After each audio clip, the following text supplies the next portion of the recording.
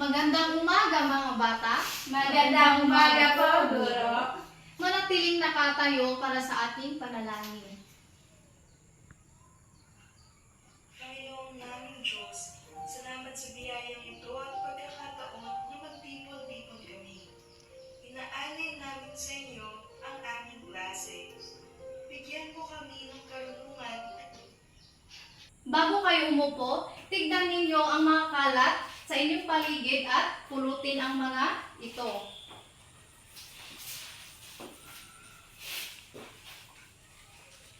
May lumiban ba sa araw na ito mga bata? Wala po, Guro. Mabuti kung ganon. May takdang aralin po ba kayo mga bata?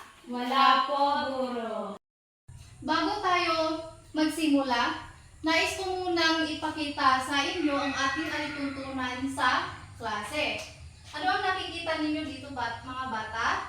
Makinig po, Guro. Dapat makinig kayo kay guro habang siya ay nagsasalita sa harap. Ito naman mga bata, Itaas ang kamay po, Guro. itaas ninyo ang iyong mga kamay kapag may sasabihin kayo sa akin o kapag gusto niyo sumagot. Maliwanag ba mga bata? Opo, Guro. Ang pangatlo naman mga bata, Respect. dapat respetuhin ang bawat isa. Ngayon, magkakaroon tayo ng aktibidad mula sa ating tinalakay kahapon. At ito ay ang hula salita. Babasahin nyo ang nasa screen. Gamitin ang ibinigay na paliwanag o kahulugan bilang clue. Upang mabuo yung mga magulong letra sa tamang sagot. Maliwanag ba mga bata? Opo, Guro. Sino ang gustong sumagot mga bata? Yes, Jerry? Uri ng salita na nagbibigay ng karagdagang impormasyon tungkol sa pandiwa o pang-uri sa isang pangungusap. Panghabay po, Guro. Maaari ka bang pumunta sa harap at pindutin ito at titignan natin kung tama ang iyong sagot. Tama ang sagot ni Jerry. Sino naman ang gustong sumagot sa number 2? Yes, Aza? Nagpapahiwatig ng paraan o paraan ng pagsasagawa ng kilos. Pamaraan po, Guro. Maaari ka bang pumunta sa harap at pindutin ang laptop at titignan natin kung tama ang iyong sagot. Tama ang sagot ni Aza. Sa panghuling tanong naman, Jerry? Nagpapahiwatig ng lugar o lokasyon ng pagsasagawa ng kilos. Panlunan po, Guro. Maaari ka bang pumunta sa harap at pindutin ang laptop at titignan natin kung tama ang iyong sagot. Tama ang sagot ni Jerry. Natutuwa ako na naaalala ninyo ang ating talakayan kahapon.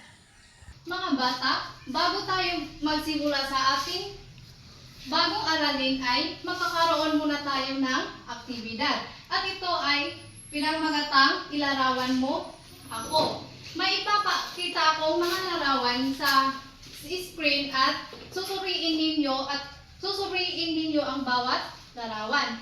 At sasabihin ninyo sa akin kung ano yung naobserbahan at nakikita ninyo sa mga larawan. Maliwanag ba mga bata? Opo, Guro.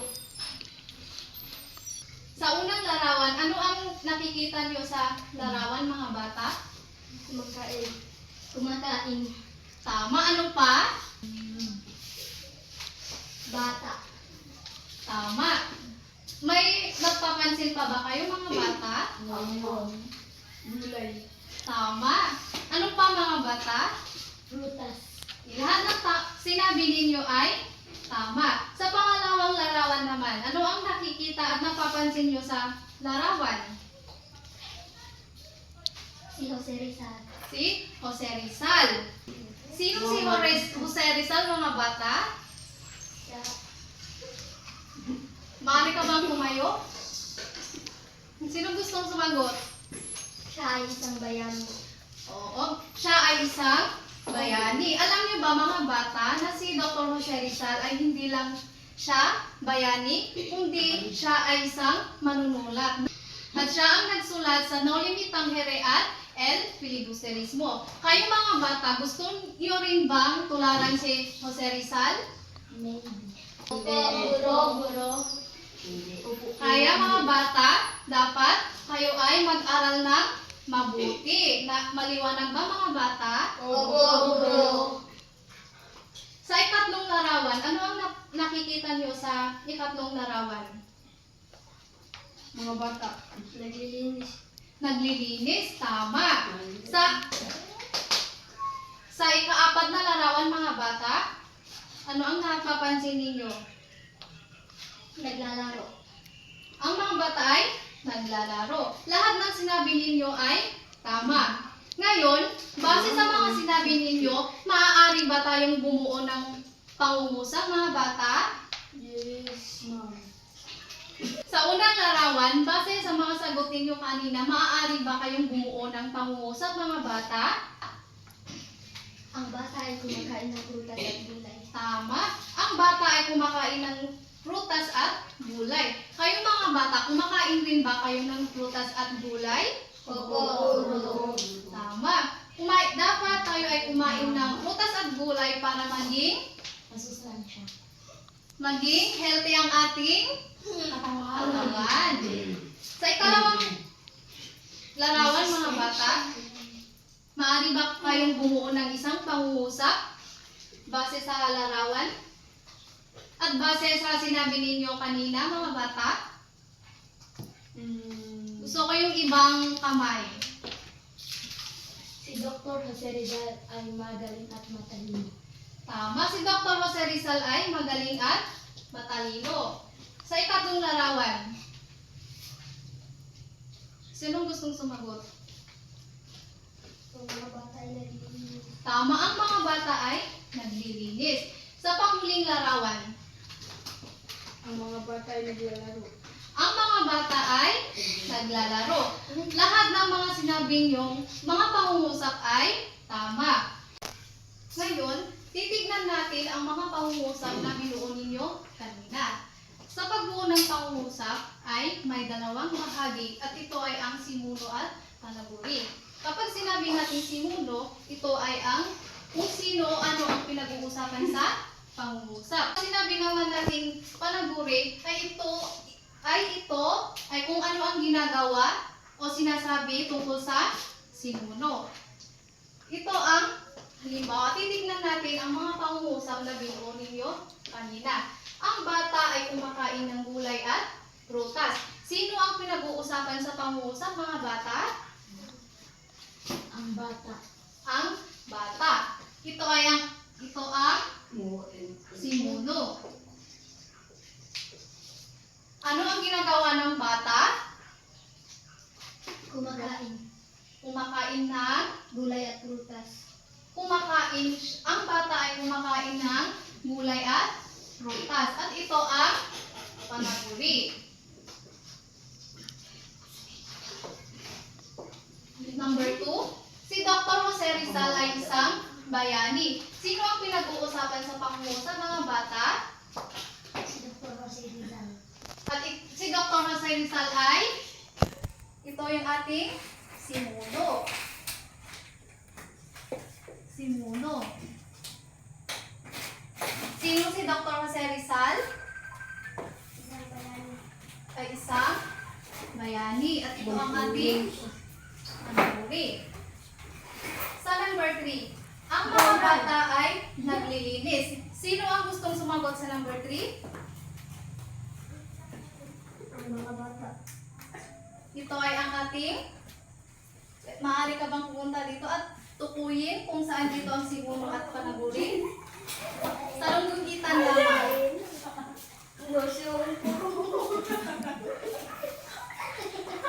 Anong nakakatawa mga bata? Maaari ba kayong manahimik?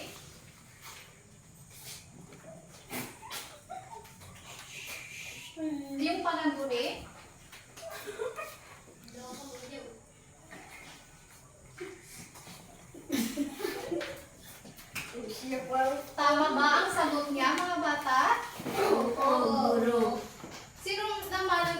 sumagot sa huling pangungusap?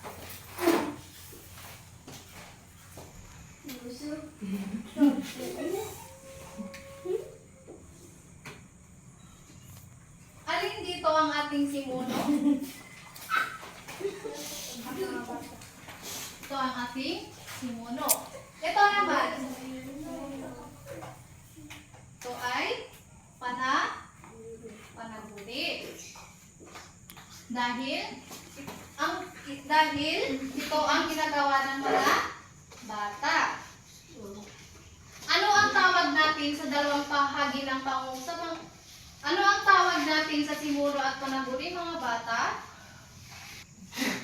Mga bahagi ng pangungusap. Tama, ito ay ang bahagi ng pangungusap. Pero bago tayo magsimula, aking munang babasahin ang ating layunin ngayong araw. Sa pagtatapos ng talakayan, kayo ay inaasahang natutukoy ang simuno at panaguri sa pangungusap, makakagawa ng wastong pangungusap na may tamang ugnayan ng simuno at panaguri, at maipapahayag ang damdamin sa pamamagitan ng tamang paggamit ng simuno at panaguri. So, ating tatalakayin ngayon ay ang bahagi ng pangungusap. Ang bahagi ng pangungusap ay dalawa. Ito ay ang simuno at panaguri. Sabi ko nga kanina, pag sinabi natin simuno, ito ay ang pinag-uusapan sa pangungusap. Maaring ito ay tao, bagay, lugar, hayop o pangyayari. Sa panaguri naman, ito ang nagbibigay ng impormasyon sa simuno. Karaniwan ito ay pandiwa, o pag sinabi natin pandiwa, ito yung mga kilos o salitang naglalarawan, o ito yung panguri. Para mas maintindihan ninyo ay magbibigay ako ng mga halimbawa. Maaari bang pakibasa, mga bata, yung unang pangungusap? Ang aking mga magulang ay nagplano ng handaan. Sino ang pinag-uusapan sa pangungusap, mga bata? Ang aking mga magulang. Ito ay ang ating Mga magulang. mga magulang. At anong bahagi ng pangungusap ang aking mga magulang? Ito ba ay simuno o panaguri? Simuno. Okay. Ito naman, nagplano ng handaan. Tama, panaguri. Sa number 2, pakibasa, mga bata. Ang bola ay kulay pula. Anong pinag-uusapan sa pangungusap? Ang bola. Ito ay ang ating simuno. Maaari niyo bang tukuyin ang ating panaguri sa pangungusap? Kulay pula. Tama. Ang kulay pula. Number 3, pakibasa. Ang silid-aralan ay tahimik tuwing umaga. Nasaan dito ang ating simuno? Ang silid-aralan. At panaguri? Tahimik tuwing umaga. At ang huling pangungusap, pakibasa. Ang ibon ay lumilipad sa himpapawid. Saan dito ang ating simuno, mga bata? Ang ibon Panaguri? lumilipad sa himpapawid. Tama. Lahat ng sinabi nyo ay tama. Mga bata, may hinihanda akong kwento. At gusto kong makinig kayong mabuti dahil mamaya magkaroon tayo ng masayang gawain. Tutukuyin natin sa kwento ang simuno at panaguri. Handa na ba kayong makinig, mga bata? Opo, guro. Ang ating kwento ay ang aso ni Mang Tonyo. Si Mang Tonyo ay isang masipag na hardinero. Mayroon siyang alagang aso na nagngangalang si Brownie. Si Brownie ay napakabait. Araw-araw, sinasamahan niya si Mang Tonyo sa halamanan. Ang magandang halaman ay puno ng makukulay na bulaklak. Masayang naglalaro si Brownie sa damuhan. Ang dalawa ay matalik na magkaibigan. Mahal na mahal nila ang isa't isa. Mga bata, nakinig ba kayo sa kwento? Opo, guro. Titignan nga natin kung talagang nakinig kayo sa mga sa ating kwento, meron akong inihandang katanungan para sa inyo. Number 1, sino ang pinag-uusapan sa kwento? Si Mang Tonyo at ang kanyang alagang aso. Tama, si Mang Tonyo at ang kanyang alagang aso na si Brownie. Anong katangian ni Brownie ang binanggit sa kwento? Napakabait po guro. Napakabait. Kayong mga bata, may alaga rin ba kayong aso? Opo, guro. Anong pangalan ng inyong aso? Brownie? Sino? Anong pangalan ng inyong aso? Mabait rin ba ang iyong alagang aso? Number 3, paano ipinapakita sa kwento na mahal ni Mang Tonyo ang kanyang aso? Dahil Sino gustong sumagot? sinasamahan niya po si Brownie araw-araw. Tama, sinasamahan niya si Mang Tonyo araw-araw. Kayo mga bata, paano niyo ipinapakita na mahal ninyo ang iyong mga aso?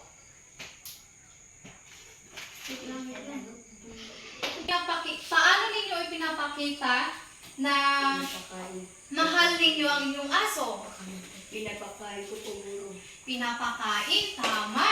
Dapat papakainin natin ang ating mga alagang aso. Sa huling tanong, bakit mahalaga kay Mang Tonyo ang kanyang aso?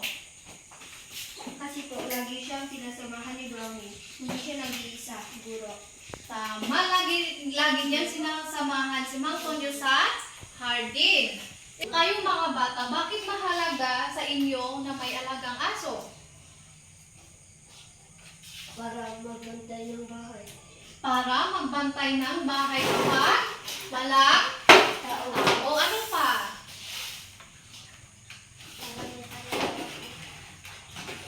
Para may kalaro ka. Pero laging tatandaan mga bata na dapat tayo ay mag-ingat dahil ang aso ay Makagat. kumakagat. May rabies. At ang aso ay may rabies. Kaya kailangan nating mag-ingat. Base sa kwento, maaari ba kayong bumuo ng isang pangungusap at tukuyin ang simuno at panaguri sa bawat pangungusap, mga bata? Yes? Si Mang Tonyo ay isang masipag na hardinero. Maaari mo bang tukuyin kung ano ang simuno at panaguri sa pangungusap? Ang simuno ay si Mang Tonyo at ang panaguri ay isang masipag na hardinero. Tama! Ang panaguri ay si Mang Tonyo at ang panaguri ay Isang masipag na hardinero. isang masipag na hardinero. Ano pa mga bata? Maaari mo bang tukuyin ang simuno at panaguri sa pangungusap? Tama, talagang makinig na kayo sa ating kwento. Ano pa mga bata? Ang magandang halaman ay puno ng makulay na bulaklak. Maaari mo bang tukuyin kung alin ang simuno at panaguri sa pangungusap?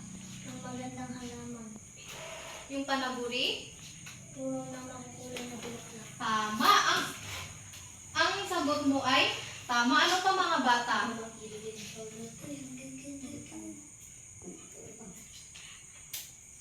Yes. Masayang naglalaro si Brownie sa damuhan. Maaari mo bang tukuyin ang simuno at panaguri sa pangungusap? Masayang naglalaro si Brownie At ang panaguri? sa damuhan. Tama. Lahat ng mga sagot ninyo ay tama. Titignan nga natin mga bata kung tama ang inyong mga sagot. Tama ba ang mga sagot ninyo mga bata? Natutuwa ako na naintindihan ninyo ang ating aralin. Ngayon ay magkakaroon tayo ng pangkatang gawain. Papangkatin ko kayo sa 3 pangkat. At ito ang pangkat 1, pangkat 2 at pangkat 3. Sa unang pangkat, basahin ang simuno sa bawat bilang. Hanapin sa loob ng kahon ang panaguri upang makabuo ng wasto at payak na pangungusap. Naintindihan ba yun, Group 1? Sa ikalawang pangkat naman, bumuo ng isang pangungusap mula sa mga larawan.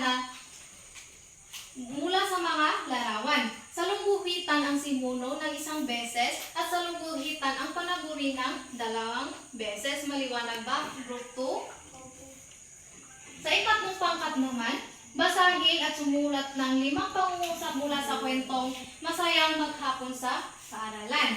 Pagkatapos, bilugan ang simuno at kahunan ang panaguri. Maliwanag ba mga bata? Bago niyo simulan ang iyong pangkatang gawain ay babasahin ko muna ang ating pamantayan. Sa pagkakaisa, 10 puntos kung ang bawat miyembro ay nakikiisa sa paggawa ng gawain. 8 puntos naman kapag ang ilang miyembro ay hindi nakikiisa. 3 puntos naman kapag karamihan ng miyembro ay hindi nakikiisa. Sa kawastuhan, 10 puntos kung tama lahat ang natukoy na simuno at panaguri sa bawat pangungusap. 8 puntos naman kapag ilan lamang ang tama sa pagkilala ng simuno at panaguri. At 3 puntos naman kapag mali o kulang ang mga sagot tungkol sa simuno at panaguri. Ang kabuuang puntos ay 20 puntos. Mga bata, di ba't natutunan natin ang pangungusap kapag may simuno at panaguri? Opo, guro. Tulad nito sa ating pang-araw-araw na buhay, paano natin maipapakita ang pagiging maayos sa ating sarili, sa ating bahay, sa ating katawan at sa ating paaralan mga bata? Yes? Sa sarili, naliligo at nagsisipilo araw-araw. Sa bahay, inaayos ang higaan at tinutulungan ng mga magulang sa gawaing bahay. Sa paaralan, inaayos ang mga gamit at sinusunod ang mga patakaran. Sa katawan, nagsusuot ng malinis na damit at nag-aayos ng buhok. Tama, lahat ng sinabi niya ay tama. Ano ang mangyayari kapag magulo o kulang ang ating ginagawa? Hindi maintindihan ng iba ang ating ginagawa at ito ay magulo. Tulad din ng pagbuo ng pangungusap, kapag walang simuno at panaguri, hindi magiging maayos ang pangungusap. Maliwanag ba mga bata? Opo, guro. Bakit mahalagang ayusin natin ang ating sarili at ating mga ginagawa mga bata? Para maging maganda at maayos ang decision ng ating ginagawa. Tama ang mga sinabi ninyo. Kapag maayos ang ating gawain, nagiging maganda ang resulta. Tulad din ng paggawa ng pangungusap. Kapag may simuno at panaguri, magiging maayos ang ating pangungusap. Mga bata, meron akong inihandang 3 katanungan. At gusto ko kayong magboluntaryo na pumunta sa harap at sasagutin ang mga katanungan na inihanda ko. Maliwanag ba mga bata? Opo, guro. Sino ang 3 gustong magboluntaryo para sagutin ang mga tanong? 1, 2, isa pa, 3. Maaari ka bang pumunta dito sa harap at sasagutin ang mga katanungan?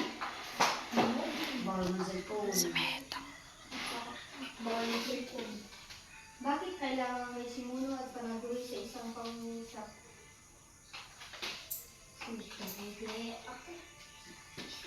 Kapag kulang, hindi natin malalaman kung hindi natin malalaman kung sino ang gumagawa o ano ang ginagawa, sino ang gumagawa o ano ang ginagawa. Tama. Ang kanyang tanong ay bakit kailangan may simuno at panaguri sa pangungusap? Ang sinabi niya ay kapag kulang, hindi natin malalaman kung ano ang ginagawa sa pangungusap at kung sino ang gumagawa sa pangungusap. Number 2,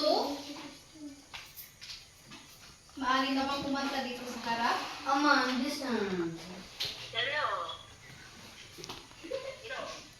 Paano nakakatulong ang simuno at panaguri sa pagbuo ng malinaw na pangungusap? Okay, ang maging buo at malinaw ang biyaya ng pangungusap. Salamat. Ang kanyang tanong ay paano nakakatulong ang simula at panaguri sa pagbuo ng malinaw na pangungusap. At ang sabi niya ay nakakatulong ito para maging buo at malinaw ang ating ginawang pangungusap. Sa huling tanong,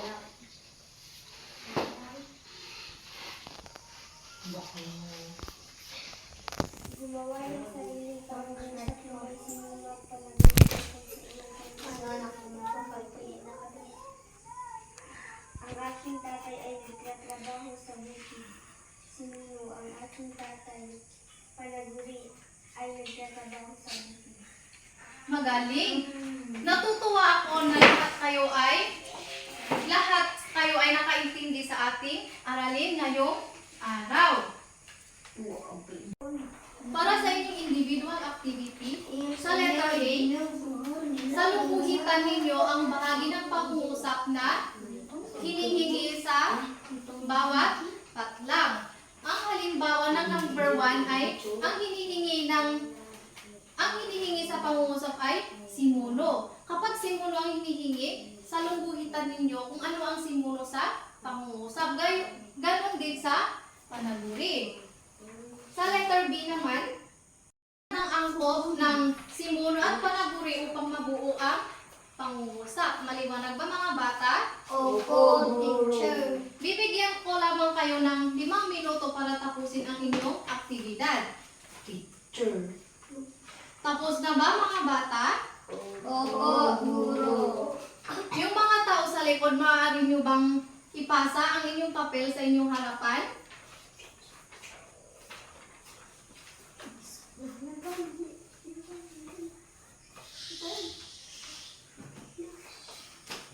Sa inyong takdang aralin, basahin ang isang pahina mula sa inyong paboritong kwento o aklat sa Pilipino. Pumili lamang ng 5 pangungusap mula rito at isulat muli sa inyong papel. Tukuyin sa bawat pangungusap kung alin ang simuno at panaguri. Ikahon ang simuno at salungguhitan ang panaguri. Isulat ninyo ito sa 1 whole sheet of pad paper. Maliwanag ba mga bata? Opo, At ipapasa ninyo ito bukas. Opo, guro. Lahat ay tumayo mga bata. Paalam mga bata. Paalam po, guro.